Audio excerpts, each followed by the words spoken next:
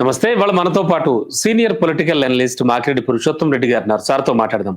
Sir, ముఖ్యంగా already ఒక railway station నిర్మాణం అమరావతిలో 1500 ఎకరాల్లో చాలా భారీ స్థాయిలో అట్టహాసంగా నిర్మించబోతున్నాం అని చెప్పేసి కూడా ప్రకటనొచ్చింది. అండ్ ప్రపంచం మొత్తం మీద మనం చూస్తే కనుక పెద్ద railway station, busiest railway station చూసుకుంటే న్యూయార్క్‌లో ఉంది సార్. 45 మొత్తం 45 ఎకరాల్లో ఉందది. మరి ఈ నేపథ్యంలో ఇంతటి 1500 ఎకరాల్లో విస్తరించేటువంటి ఇంత భారీ రైల్వే స్టేషన్ అవసరమా అనేటువంటి ప్రశ్నలు వినబడుతున్నాయి. ఎలా చూడొచ్చు సార్ ఈ విషయాన్ని? అంటే అమరావతిలో అన్ని అద్భుతాలుగా కనిపిస్తాయి. అమరావతి ఒక అద్భుతం. కాబట్టి ఈ అద్భుతాల కార్యాచరణకు వచ్చినా గాని అర్థం కాదు. మీరన్నట్టు న్యూయార్క్ వరకు పోవాల్సిన అవసరంలా అమరావతికి ఆమడ దూరంలో విజయవాడ రైల్వే స్టేషన్ అద్భుతంగా ఉంది. కాబట్టి ఒక అద్భుతమైన రైల్వే స్టేషన్ ఏం చేసేస్తారు మళ్ళీ నెక్స్ట్? 2 సికింద్రాబాద్ రైల్వే స్టేషన్ అత్యంత busiest railway station in India. అవన్నీ ఎన్ని ఎకరాల్లో ఉన్నాయి. కాబట్టి రెండోది రైల్వే స్టేషన్ పెట్టుకోవడానికి రైలు యాడ్ నుంచి రావాలనే సమస్య కదా. నువ్వు రైల్వే స్టేషన్ పెట్టేస్తావు, యాడ్ నుంచి రావాలి, యాడికి పోవాలి అవి. ఇప్పుడు తిరుపతి రైల్వే స్టేషన్ రోజుకి 50,000 మంది భక్తులు వస్తారు. మొత్తం కలుసుకుంటే ఒక 10-15 ఎకరాల్లో ఏదో ఉంటుంది. కాబట్టి పాయింట్ ఏంటంటే రావాలి కదా ఫస్ట్ జనం. వాడికి ఎందుకు వస్తారు అమరావతి రైల్వే స్టేషన్కి అంట? పని లేకుండా రారు కదా. తాజ్ మహల్ కి ఎందుకు పోతాం? చూడడానికి పోతాం. ఇది తాజ్ మహల్ కాదు కదా.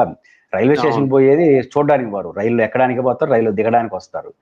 ఎందుకు దిగాలి, ఎందుకు ఎక్కాలి ఆడ అంట. ఇప్పుడు గుంటూరు వాళ్ళు ఎందుకు అమరావతి పోయి ఎందుకు ఎక్కాలి? గుంటూరులో రైల్వే స్టేషన్ ఉంది కదా. విజయవాడలో విజయవాడ రైల్వే స్టేషన్ ఉంది. అమరావతిలో 19 గ్రామాలు ప్రజెంట్ ఉన్నది.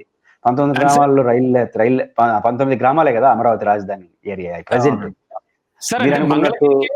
మంగళగిరికే రైల్వే స్టేషన్ దిక్కులేదు, చాలా వరకు ట్రైన్స్ వచ్చే పరిస్థితి లేదు. రాదు, నువ్వు ఏడబడితే ట్రైన్లు రావు. ఇదేం బస్సులు కాదు కదా నీ యాడ్ నుంచి రావడానికి. ఇప్పుడు నువ్వు యాడికి పోవాలి? ఇప్పుడు అమరావతి అయినా ఆంధ్రప్రదేశ్లో యాడికి పోవాలి? అవసరాల కోసం విశాఖపట్నం, హైదరాబాదు, తిరుపతి, దేవుడి కోసం తిరుపతి రావాలి. అయితే చెన్నై, బెంగళూరు పోవాలి యాడికి పోయినా. ఇప్పుడు ఏ ఊరి నుంచి రైల్వే కనెక్టివ్ ఉంది కదా. నువ్వు కొత్తగా నువ్వు అమరావతి పెడితే ఆడిపోయి ఎక్కుతాడు కూడా. ఇప్పుడు అందరూ సికింద్రాబాద్ రైల్వే ఎయిర్పోర్ట్ కి వెళ్ళి ఎక్కుతారు రైళ్లు, ఏది ఎయిర్. ఇప్పుడు తిరుపతి వాళ్ళు కూడా సికింద్రాబాద్, బెంగళూరు, చెన్నై వెళ్తారు ఇంటర్నేషనల్ ఎయిర్పోర్ట్ అమెరికాకు పోవాలంటే. తిరుపతిలో కూడా ఒక రైలు వచ్చేసింది అనుకోండి, తిరుపతి నుంచి ఎక్కుతారు. అని తిరుపతి వాళ్ళు తప్ప తిరుపతిలో ఎయిర్పోర్ట్ పెట్టేసినారు కాబట్టి చెన్నై వాళ్ళు వచ్చి ఎక్కుతారు. ఆల్రెడీ చెన్నైలో ఉంది కదా.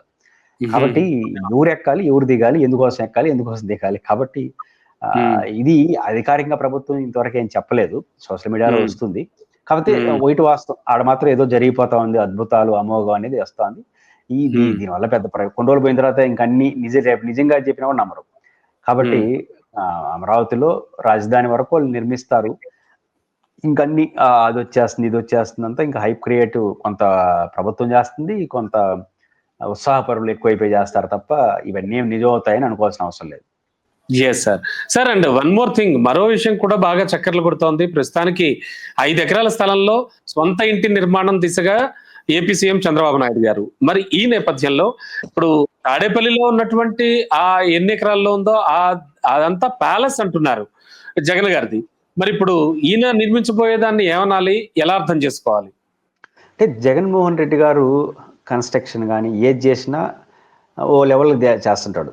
అది ఆయన అనుకున్నది. అంటే అందరిలాగా నార్మల్గా చేసి వెళ్ళిపోదాం టైప్ కాదు. ఒక ఇల్లు కట్టుకున్నా, ఒక ఆఫీస్ కట్టుకుని, మీరు విశాఖపట్నం ఋషికొండ ఉంది, అది అద్భుతం. అంటే ఇవన్నీ ఏంటి? కాబట్టి బేసిక్ గా జగన్మోహన్ రెడ్డి గారి స్టైల్ ఆఫ్ ఫంక్షనే ఒక మంచి ఇల్లు కట్టుకునేది కట్టుకున్నా కొంచెం మోడర్న్ గా, కొంచెం విలాసవంతంగా అవకాశం కట్టుకుంటారు. ఆయన ఒక బిజినెస్ మ్యాన్, ముఖ్యమంత్రి పక్కన పెడదాం అంటే బిజినెస్ మ్యాన్ గా ఆయనకు అవకాశం కట్టుకున్నాడు. రేపు చంద్రబాబు నాయుడు గారు కూడా బిజినెస్ ఉంది, వాళ్ళ కుటుంబం, భార్య కావచ్చు, కోడలు కావచ్చు, హెరిటేజ్ కావచ్చు ఉన్నాయి.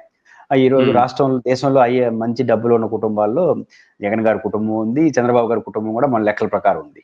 వాళ్ళు 5 ఎకరాలు ఇల్లు కట్టుకోలేనంత పేదలేం కాదు.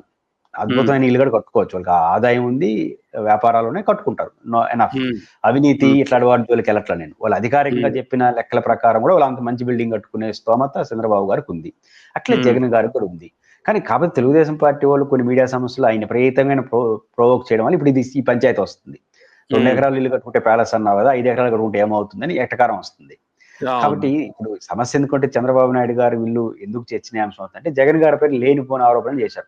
ఉదాహరణ లోటస్ పాంట్ లో 500 రూములు ఉన్నాయి. ఏం చేసుకుంటాడు 500 రూములు? హోటల్ పెడతాడు ఆయన. ఏమన్నా ఒక ఇంట్లో కట్టుకున్నాడు ఫ్యాషనిక్ గా 2-3 రూములు కట్టుకోవచ్చు, బాత్రూమ్లు మంచిగా కట్టుకోవచ్చు, కానీ 200 రూములు కట్టుకోవడానికి కదా హోటల్.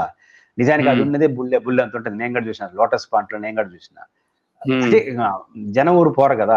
జగన్ గారు కట్టుకునే నేచర్ ఉంది కాబట్టి నేచర్ గా బాగా కట్టుకుంటాడు కాబట్టి ఇండ్లు కానీ ఆఫీసులు కానీ ఏమో ఉంటాయి. జగన్ గారు ఎదురు ఏమి స్పందించడు, ఇవన్నీ ఉంటాయి. కాబట్టి జగన్ గారిని అనవసరంగా ట్రోల్ చేయడం వల్ల ఇప్పుడు చంద్రబాబు గారి ఇల్లు ట్రోల్ అవుతుంది తప్ప అంత మించి దానికి ప్రాధాన్యత లేదు. Sir, thank you sir. Hello, Telugu రాజ్యం ఛానల్ చూస్తున్నారా? సామాజిక, రాజకీయ, జీవన చిత్రణే తెలుగు రాజ్యం. అతిశయోక్తులు, అసత్యాలు ఉండవు. రాజకీయ కోణం కాదు, ప్రజా కోణమే కొలబద్ద.